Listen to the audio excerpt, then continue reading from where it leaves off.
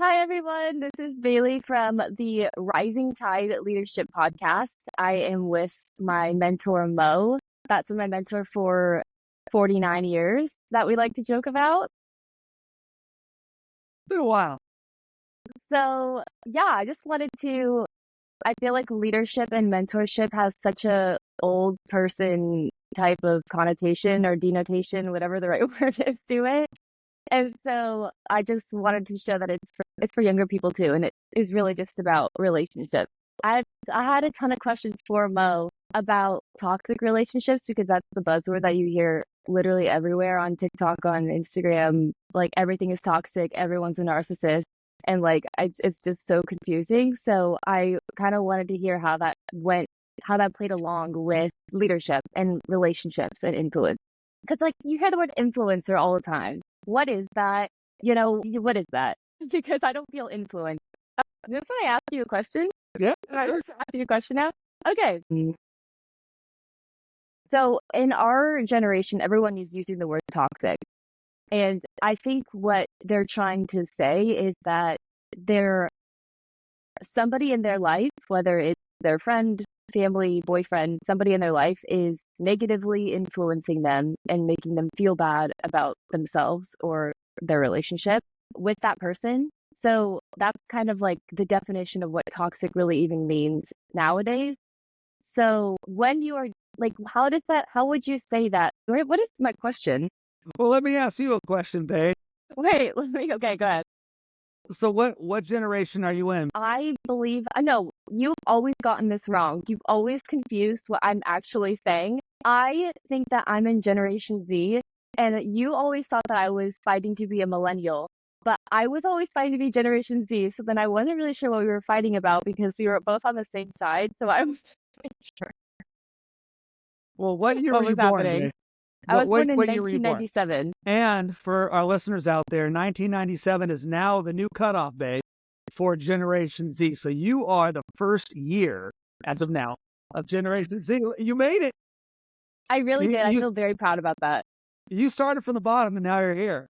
You, is that what the kids say? So they would say No, like actually Generation Z will say or Alpha, whatever they are, they'll say it's Sigma. Is that right? It's Sigma? Maybe that means Sigma. cool. What I is actually don't know. Sigma means cool, man.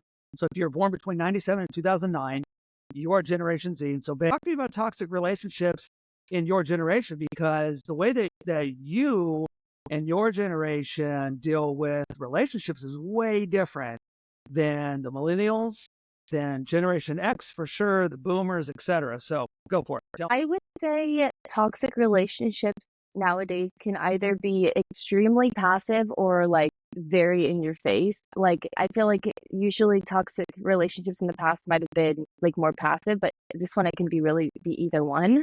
But I think especially with social media and people posting about their lives, it's so easy to send things about other people's lives to other people to just start talking about them. And sometimes it can be seen as like to your face nice, but then you hear from your other friends that it's like actually not nice. There's a lot of hidden lingos, places. It's really hard to describe and actually find out if somebody is toxic in your life. So let me ask you this then, because everybody has seen the movie Mean Girls. I think even young Yeah, kids are right. So toxic relationships, be nice in front of somebody's face and talk behind their back, and your relationships, babe, with your friends, for instance. But like that's nothing new. So how is it different now? Because for instance, like with Mean Girls, like we didn't have the kind of social media and stuff that we have now. And so, like as an old person, I'm Generation X.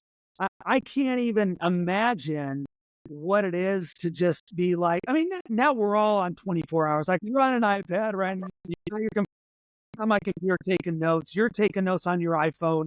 Like your life is at your fingertips. yeah, So how totally. how do kids, how do young people do it these days? Because I know. And there's such a difference between like being mean. Because, for example, like I posted on TikTok one time a long time ago about the state that I went on, and people just roasted me in the comments of like, oh my God, this girl's so annoying. There's like a difference between like mean comments and then like a relationship you actually have with somebody that you would call friend that is like negatively impacting you.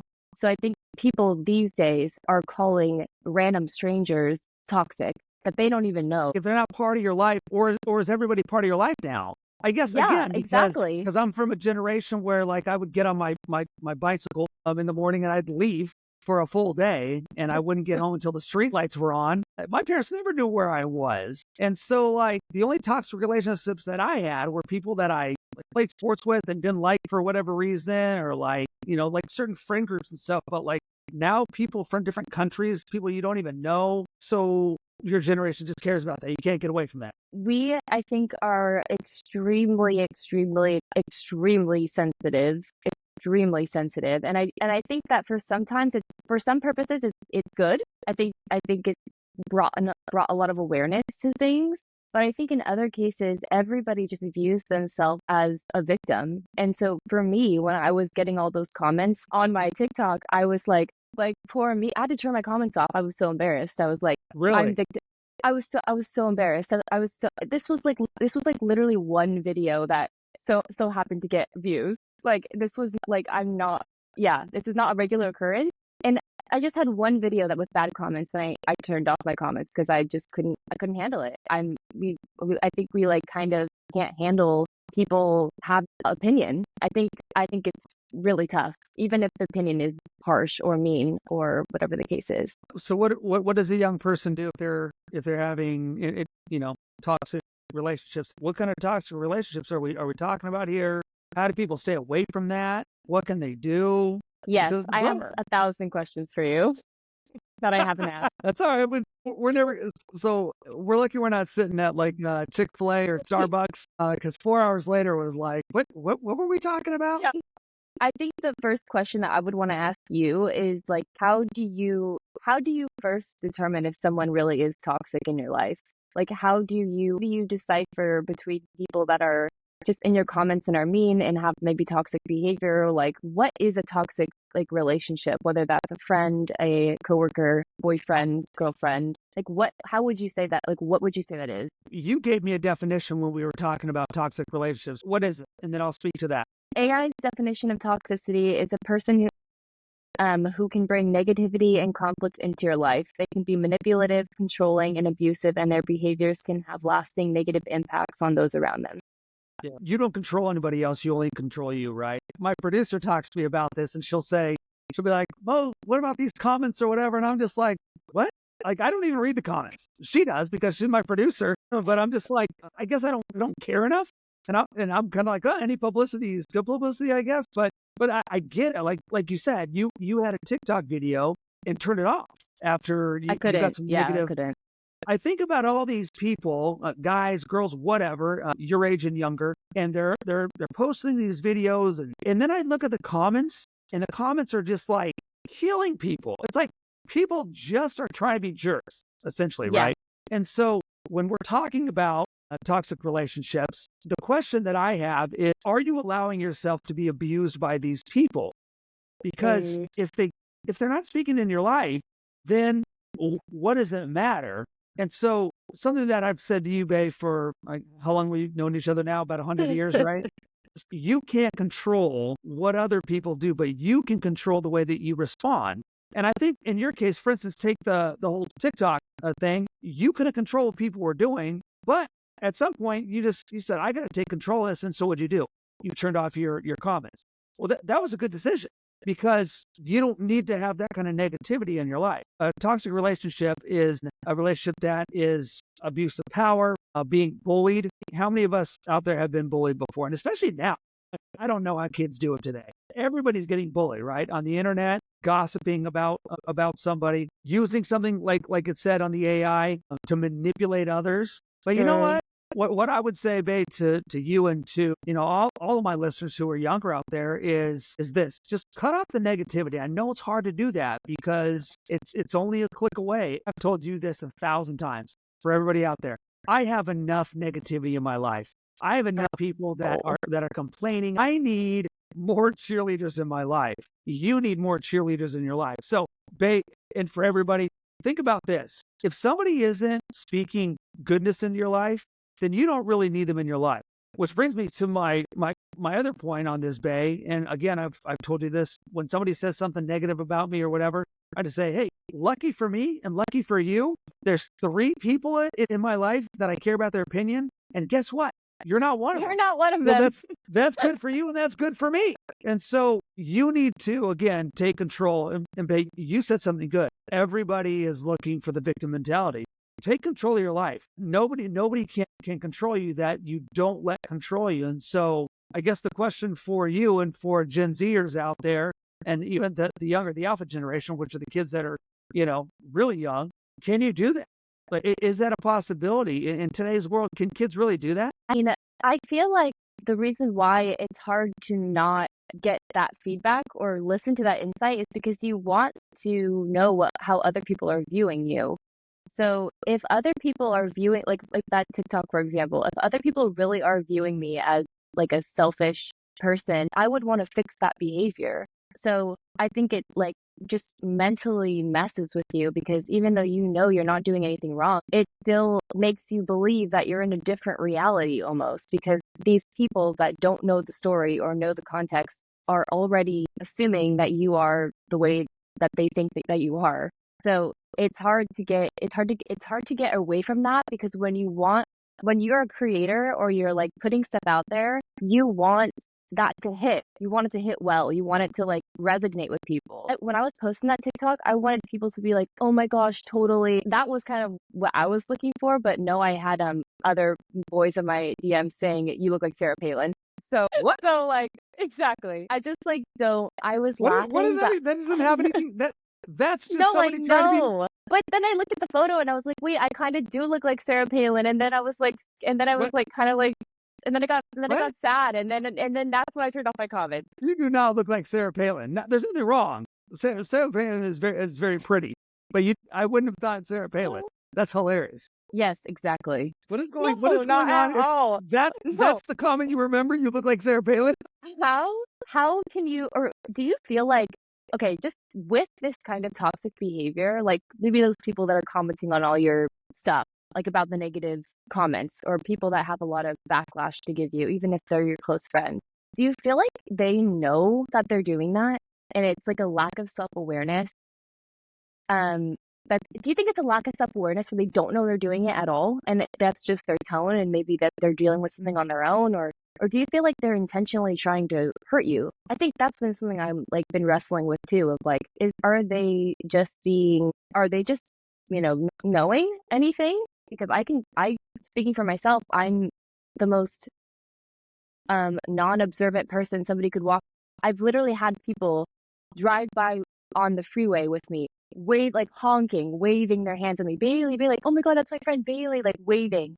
And I don't, they texted me like, did you see me? Like I was honking at you for like 10 minutes. Like, did you see me? I'm like, no, I'm not observant. So is it a self-awareness issue or is it like a mean person issue? It's both. I mean, if somebody's focused on you, then there's obviously something going on.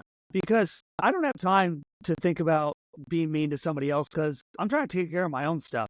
I'm trying to keep my head above water. So when people go out of their way to be jerks, there's definitely something going on there. And so it probably has to do with their own, self-esteem or lack of self-esteem. But there's definitely a lack of self-awareness. Absolutely. So, we've talked a lot about emotional intelligence 2.0, right? And in that book, it talks about 2 important things: self-awareness and social awareness. And I think that people don't have social awareness anymore because all of the stuff we're just talking about right now. It's social P's and Q's and how you treat people. And if you could step out of your body and look at the way you are in a situation, that's how you should, treat other people. Is like, if you were to look at yourself and be like, man, that guy's a jerk, that girl's a jerk. Well, then, you have social awareness because you can see that. But your self-awareness, I mean, you've got to be able to work on yourself. And you can't work on yourself when you're putting somebody else down. There's a great book that I've read a couple times. A lot of people like this book. A lot of people don't. but it's by a guy named David Goggins. Have you heard of David Goggins? Is he the runner? He's a runner now, yeah, but he was a Navy SEAL, and he writes a couple of books. But his book called Can't Hurt Me, it's a great book. It's kind of a guy's book. It's about him going through SEAL training and his whole journey, and it's incredible. I love it. Like when I need to get fired up, I just put on the David Goggins podcast. In his book, Can't Hurt Me, he says, I'm not saying these things to tell you to get off the couch and do these things to tell you that you're not worth it. He said, I'm doing it because I'm the person who wasn't worth it. I had low self-esteem. I put other people down because I had low self-esteem in myself. And now he says, I don't judge anybody because I know how it is. I know how it is to be rock bottom. Now, if you've seen the guy, he runs these like 100-mile races and stuff like that. But the dude used to be like 350 pounds, down on his luck. Yeah, I mean, you wouldn't know that, would you? No, It's not at all. crazy. I'm telling you, Bay, it's a great book, and if you want to read it, Wow. I will read it again with you. But he really talks about focus on yourself and don't worry about what other people say. And so here's the message that I want to give you and all young people out there with toxic relationships. If you're in a relationship with somebody new or somebody old, kind of abusing you in different ways, you got to get rid of it. I'm not telling you how to get rid of that relationship. I'm just telling you that you have to. Here's the thing, babe. When you go one step further with toxic relationships, when you can tell yourself, look, I don't care what other people say about me. I'm focused on getting better. I'm focused on the cheerleaders in my life, and I'm focused on going forward. Then you don't worry about that noise that comes in your life. It's a lot easier said than done, right? Because, babe, we've been talking about this for years now, and you're still going through it. And so, like, that's why I was excited to talk about toxic relationships with you because, I mean, we've got them in our lives just at home and relationships at work as well because they're all over the place. So Yeah. get rid of your toxic relationships. I mean, you've got to get people in your life that can tell you that relationships are toxic. I was a women's swim coach for a long time. How many girls did you swim with and against, say, that had toxic relationships? Go ahead. I was gonna say I was one of them. Like I feel like looking back on this like a self-awareness piece, Absolutely. I was absolutely one of them. So it's yeah, just to say it, it's a lot of people anyway. No, that's it. So everybody, get rid of your toxic relationships. You don't need them. Done. Period. Boom. I feel like we didn't hit anything that I wanted to talk about like at all, and so like I think we should go for another 30. Give me a couple more questions. Let's do it. Okay, this is the question I really want to ask. Okay, we always talk about servant leadership and being there for other people and kind of like laying your life down for the people you serve.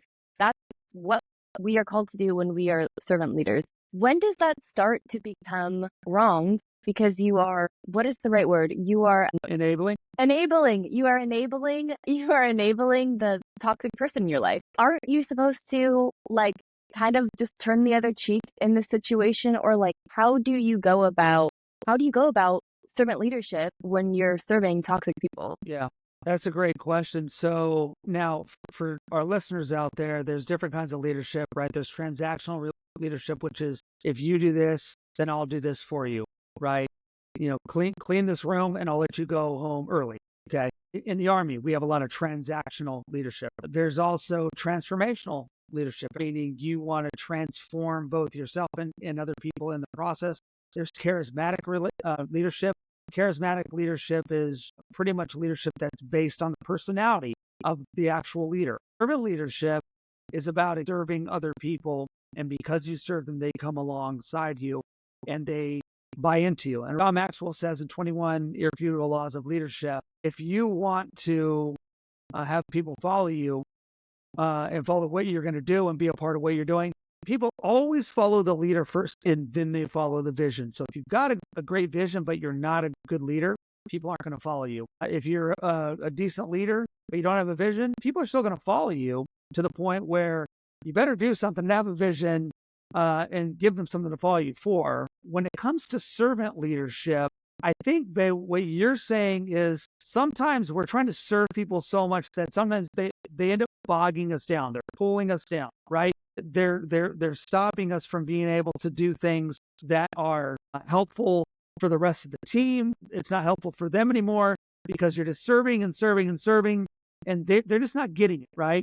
Mhm. Okay. If that's the case, the father of servant leadership, Robert Greenleaf, says this in his book. The book, shockingly, is called Servant Leadership: A Journey into the Nature of Legitimate Power and Greatness. A leader, at some point, a leader has to say this: I will go, I will go. Come with me, if you will. Sometimes, babe, that's just what we need to do if you want to be a servant leader. And if anybody wants to read my dissertation for my doctorate, it was on servant leadership. And I think, Bay, I sent you a copy before and you skimmed through it. And I'm still learning. But I read everything on servant leadership.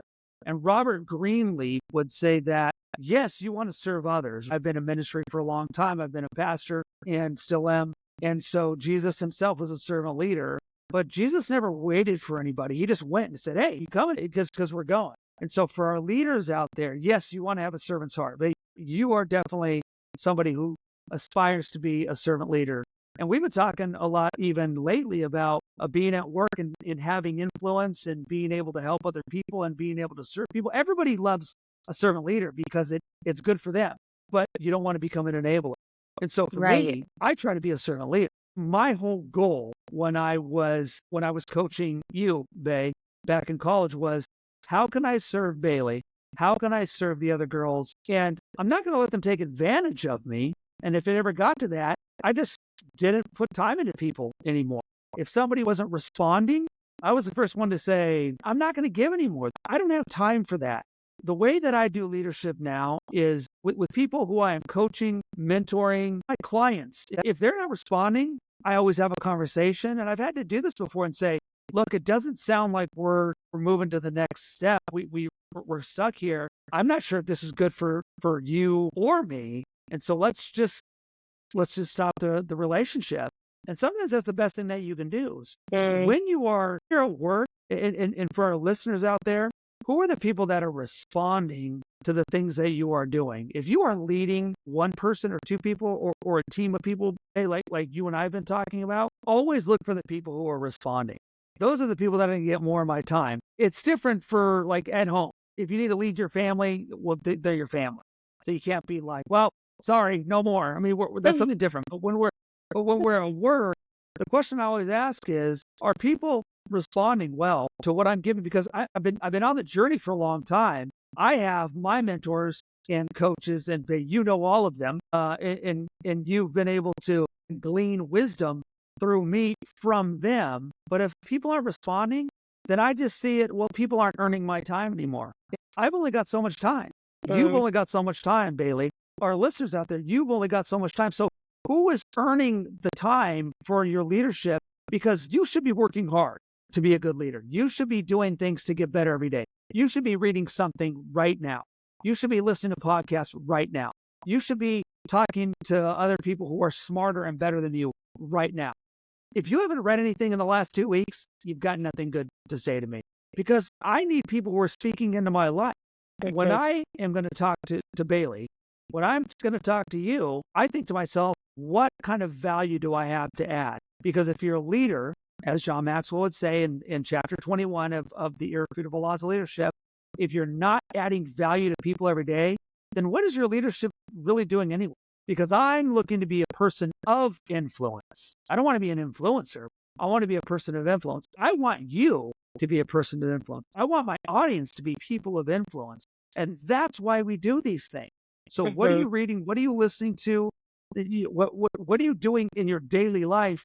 And part of that is getting rid of the toxicity in your life.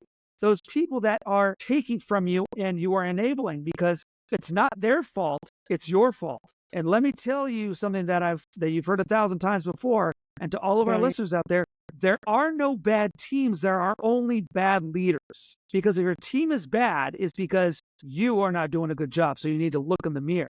And so when my people aren't doing well, whether it's my swimmers or my congregation at church or the people at Rising Tide or anything else that I have influence over, I don't have a victim mentality. I say, what am I doing wrong? What do I need to change? It's not Bailey's fault. It's my fault, because if I'm enabling Bailey as a swimmer, for instance, then it's my fault. I'm the leader. The buck stops here. Whoever takes responsibility is the leader. So the question is, are you taking responsibility? Take responsibility for your life. take responsibility for your relationships, and take responsibility to get rid of the things in your life, like those toxic relationships that you don't need. Wow. That was incredible. Oh, No, it's actually so true because I feel like just with friendships of mine, it's so easy to be like, why is she like being so mean, or why is why are her actions like this, or but it's my decision to keep her as a friend, and it's my decision to keep her in my life. So it is my fault because if I didn't give her the influence on me, then I wouldn't be feeling so crappy. So that makes so much sense. And now I feel like an idiot. I'm kidding. all right, one Um, more. okay, one more. We'll get one more. Okay. What do you feel like are some common mistakes that leaders accidentally do to contribute to like the toxic behavior? Is there something you can like specifically you can call out like in me or other leaders or whatever that it's like there she goes. Point A, that's why that like here it goes. It's beginning now. That she started the toxic stuff. So no wonder her team is blowing up. Yeah, it's really, I'm the one who creates culture for my team, right? Now, if I were to come into your place of business, Faye, give me 5 to 15 minutes to stand around the water cooler or the coffee machine and eat donuts or whatever in the morning, and I will know the culture right away. I'm a good judge of culture now because I've been doing it for so long that I'm looking to see how people treat each other. Now, if I spent a full day at your work, it'd be really easy, right? And so take it from a leader standpoint now, okay? If I walk into your place of business and I can tell you the culture, and I would say, babe, here's the culture. You're the leader. You need to create culture because the culture is what we do, right? Culture is nothing but a set of behaviors. You have them written down from what you want for your team. Because if you don't, then you are letting culture happen. When we see culture from the top down, because that's really what it is, what you decide for your team. So, for instance, let's I wrote down 25 behaviors, and I gave those 25 behaviors to my team, and I said, these are the behaviors that we are going to that we're going to display. Just for the sake of giving you an example, it might say one of our behaviors is I am a punctual person. I'm a punctual person, meaning if I'm going to be on this team, I'm going to be on time. And so what happens when somebody is late? Well, they've just gone against that culture, right? And so there's repercussions for that. And so one of the repercussions might be that you come late and you might just say, hey, I'm sorry, I'm late. That's not part of what we're trying to do here. My bad. And then if it continues to happen again, then we have conversations. And then that allows me as the leader to say, hey, what's up? One of the behaviors that we're trying to live here is being punctual. What's going on? And then I'm not the jerk. Then I'm not Right. just coming out like why are you breathing down my back? Well, no, I'm asking you. This is what we've decided on, right? I'm like the buck stops here. I'm the one who was in charge. I said here's the things, the 5, 10, 15 things that we're subscribing to, the behaviors that we want. Another behavior might be I don't talk negative about people behind their backs. Man, if people actually implemented that in their culture at work, watch how it would change. Now, are people still going to talk about each other? Absolutely. It's going to happen.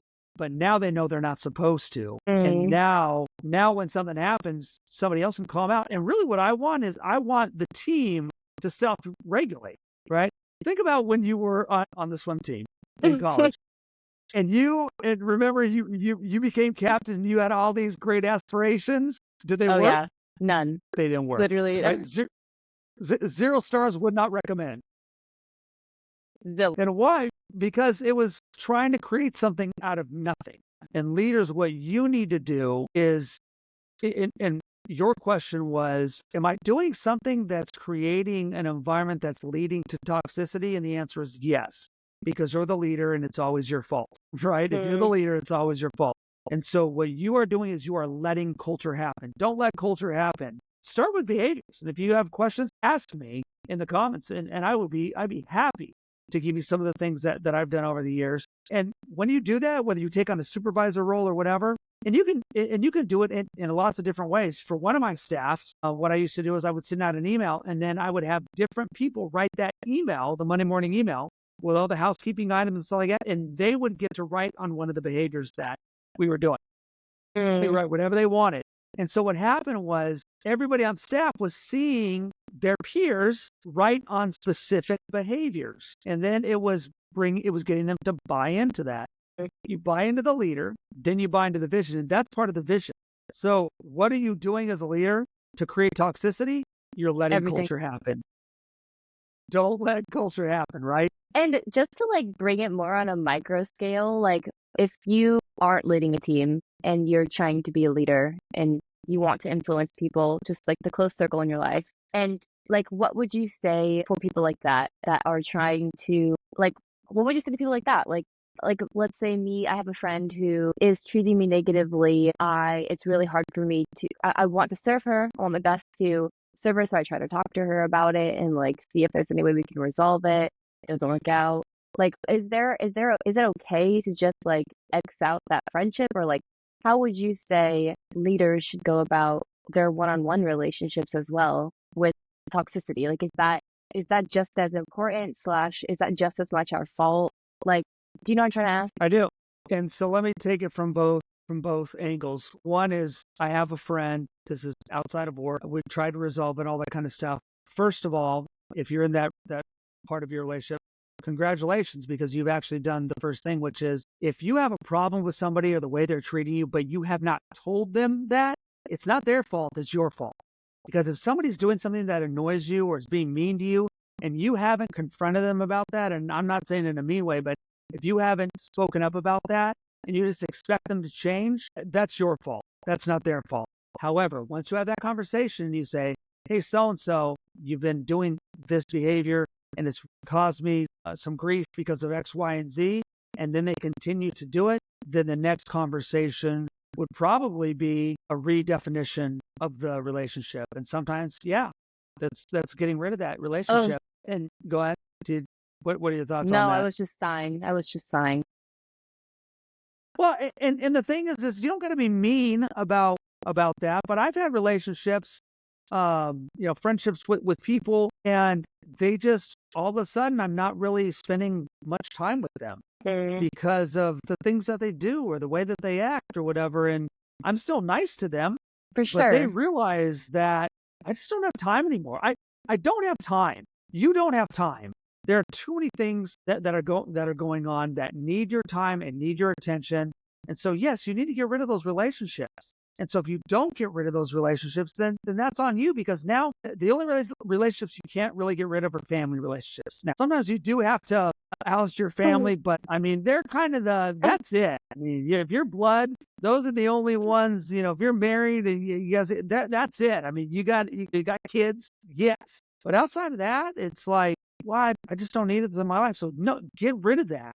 I feel like that's where I would mess up because you think that if you don't win at the relationship, then you're failing as a leader. And I think that's kind of where I struggle because I want so badly to be able to mend things and for us to sing Kumbaya at the end of the day. Like I want so badly friends and to be cordial and nice and loving. I think I have a very interesting, just to give some context, relate like view on girl friendships because throughout I went to an all girls Catholic high school. I was in boxers every single day going to school like under my like we didn't wear makeup, like it was just a mess.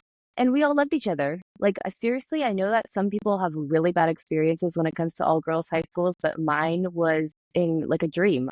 I'm still best friends with like six of the girls that I went to school with in high school and I love them. Nobody has ever, and I really do mean this, has talked bad about one another ever, like in our little high school friend group, which is probably very hard for some girls or people to imagine because high school is usually like the core of that. But I feel like I'm kind of realizing that friends don't necessarily operate like that all the time as I'm getting older and seeing some other relationships play out in my life. And it's a bummer. Like it makes me so sad because you know me, like I'm the fun person. I just want to have fun. I just want to like be happy and like get along with everybody. And when that doesn't happen, it's sad because I personally just don't want conflict and I just want it to be a great relationship. So I think that's where I have been disappointed in myself as a leader because I couldn't make the relationship work. And I think that's what's hard because I want to. And I think seeing it from your perspective of like, I can't control how the other people act. It helps me because that's right, it's true. But I still feel like as a leader, because it's all my fault, I take responsibility of it and like want to fix it. So like, I think that's kind of the dilemma. Yeah, so let me free you of that notion by saying this. Just when I said there are no bad teams, there are only bad leaders, right? So it would be well, it's always my fault, Mo, right? You always say it's my fault. So I need to fix it. I need to fix it. Right? That's where you're coming from right now. And you love people. That's just kind of you're like you've always been a people person. You still are. And so I know you want to mend every relationship. You want to make it good. And sometimes somebody at work might be a great person and hilarious, but they might be toxic or bad for the team. Okay. You can be both, right? You can sabotage the workload by having too much fun, right? Or whatever Totally. it is. I do that To every keep a healthy team, you need to remember this. Yes, there are no bad teams. There are only bad leaders. But a good leader makes sure that they have the right people on the team. And so we want to get the right people on the bus, right? You need to have the right people on the bus. If somebody is on the team and they keep on sabotaging the team or they're toxic, you've got to give people the benefit of the doubt. You got to help them. There's always something like we were talking about earlier on. Usually the reason people are acting out or being mean to you or other people or just not doing well is because something's going on, right? Like we've talked about times in your life where you were not productive at work because of things that were going on in your life. And I have to remember as a leader that when my people come in, that they're going through stuff. And my job is to help them as much as I can to grab onto the culture that I'm trying to create. However, if we have conversations and conversations and conversations and we get to the place where they're not getting it, there's a great book, and I don't know if you read Susan Scott's Fierce Conversations. Have you read that book? No, but you've quoted it a lot. Okay. I know the book, yeah. Right. So in that, Susan Scott, and she deals with CEOs and important people, and she's been dealing with teams and consulting for forever now. And she says it's never too late to have another conversation, right? And so if you have those conversations and have those conversations and have those conversations, but somebody still doesn't get it, you've got to get them off the bus because they're not helping. And that's not being a bad leader. That's being a good leader to say everybody else is. Let me ask you this, leaders. If everybody else has grabbed onto the vision except for one person, it's not you being a bad leader. It's somebody else that's not able to come under your leadership for whatever reason. It might be they just don't like you. It might be that they don't like the way the team's going. But you don't want to be on the New York Yankees if you want to have a full beard because part of the culture there is they shave every day. And so when you come on, that's part of the culture. That's what they do. If you go to the Red Sox, those guys all have beards. It's in the culture. It's what they do. Leaders, ask this next time somebody on your team just is not responding to you. Just actually go to them and just say, is this the right fit for you? Because I feel like everybody's grabbing onto this, and I really want you to grab onto this culture, but I just don't feel like it's happening. Am I missing something here? And let them talk, and you will be surprised. Either they're going to say, no, I just don't like it here, and I'm here just for the money or whatever, and at that point, you need to help them find another job or find a way to get off the team because you don't need somebody like that. But they might say, you know what? I'm really trying to be a part of this team. I just don't really know what to do, and I don't feel like I'm getting support from you or anybody. And then you're like, holy cow, I thought I've had all these conversations. And then you open up a dialogue. Give people the benefit of the doubt. However, if they are not a right culture fit for the team, you got to help them move on, whether that's firing them or moving them to a different department within the company. If it's a big company where maybe they'll work better under somebody else's leadership, they might say, man, I love the company. I just don't like you, Bailey. Okay, great. Let's get you to somebody else because I'm in charge of this team right now and I'm sorry. And maybe I won't be in a year, but right now I am. And it's my responsibility to help this team be good, right? That's sometimes helping your people. One time I had somebody and I was working for an organization and this person just did not like me. Everybody else was fine. If they didn't like me, they at least respected me enough to do what I needed them to do. And we were kind of going, and this one guy, he just wasn't getting it. And I said, hey, dude, what's up? And he's just like, man, I just don't like the way you do things. And I said, okay, well, I mean, what if I help you get a job somewhere else? And he was like, okay. So we did. And he got a job somewhere else and he did great. And it was we just didn't mesh together. And I was trying to serve him. I like the guy. He didn't really like me, but I mean, there's few people that I don't like actually like dislike. I mean, most people I'm looking at, if a grocery clerk is mean to me or somebody gives me a mean look, I mean, you're like me, Bay. Like I just kind of smile and wave at people, and I don't know. I don't have time to be mean to people. In fact, here I'll tell you what. I don't think I've told you this story before. So I was going to Mr. New's Chinese food, and I was Where? so hungry. Mr. New's Chinese food. There's got to be a Mr. New's in where Is do it you like a live at Panda? the beach? Yeah. But it's like More it's authentic. bougie. Oh, dude, I love it. Like I Din love Tai Mr. Fung. You gotta. Was that? I don't even know what you just said. Like What? Din Tai Fung. I've never been there, but I feel like you're trying to say Din Tai Sung, but you can't say it, so you're saying Din Tai Thung. Okay, so next time I'm in California, I'll have to, you'll have to take me to Din Tai Thung. But Okay. yes, Mr. Yu's is just Chinese food. I love the shit, but I was really hungry. Okay, that's the moral of the story. I was really hungry, so I'm flying into the parking lot, and I just whip right into this spot because I'm just like I got to get in there. I'm so hungry. I didn't see this guy, and I almost hit him. If he didn't jump out of the way, like kind of just like startled, I probably would have bumped this guy. This was a big dude.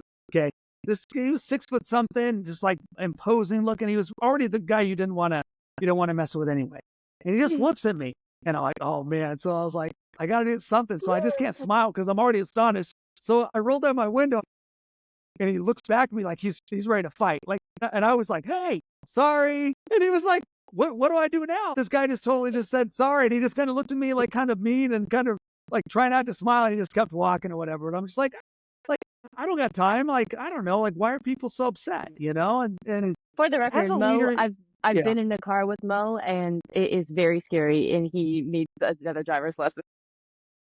dude, remember that time when you called me and you're like, Mo, I just ran over the curb and I can't move my car. Did you ever? How did you get your car out? No, it was 3 p.m. and I was trying to look cute in front of all of these, like the football team at college, and I tried to be so nonchalant, and I end up rolling my car over the freaking curb, and I don't know how to get. I have a Kia, like it's literally like the small Kia. I didn't even know how it got over the curb, but it did, and then I didn't know how to reverse from the curb, and then it was so loud and. So what'd you Just do? trying to be cute, you know. You told me to back up. You told me to And back you it did, up. right? I Yeah. did, and I think my car had a dent on it, but you know. When it comes down to it, as a leader, you are the one who controls the situation. And so, yeah, you got to look out for your people. If somebody needs to be off the team, get them off the team. But for the sake of toxicity at work, you need to look in the mirror and say, what am I doing that's allowing this kind of culture to happen? That's so good. I think this is just, I feel like this is just a conversation that not a lot of people take ownership of. And it's much easier to control things that you have control over. So the fact that I don't have to, the answer is not you can fix the relationship. The answer is you can choose to stop the friendship, or you can choose to remove the person from your team, or because that's now an answer that I didn't really think about, it does make it more motivating and easier to bring the right people on your team or into your life or into your circle, because now you are back in control. You are now in the driver's seat again. So that's helpful for my brain because I don't feel like a victim. Yeah. Well, and let me ask you this. So in closing, I want to give you the last word. How can you take control of your situation and be a better leader even this week? Something that would maybe help our listeners and say, hey, I can try this as well. And I do lead people at work. I am a supervisor. I've got a couple people. Like what do you do? What do you do different to take control, take the reins of the small piece of the world that you control, and say, I can be better this week? I think something that has really helped me, and I was actually talking about this with her because she's dealing with something at work as well with the people she leads, but it's actually what you already said, and that is to have a conversation with them. And I know that is the hardest part, is just addressing them.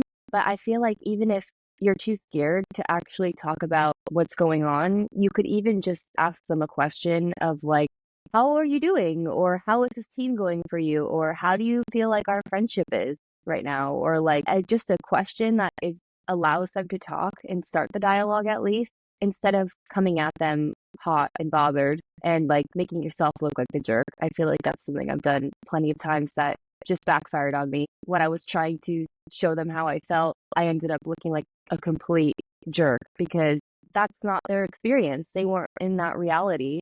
So asking people how they feel and how things are going on their side of things just gives you more insight into the situation so you can make better decisions as a leader in the group. I love it. This is where you do the closing. So do you know what you're going to say? Thank you so much for listening to the Rising Tide Leadership Podcast.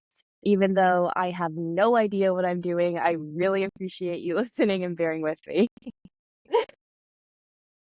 I love it. We'll do it again soon, okay? Okay, bye. All right. Thanks, Ben.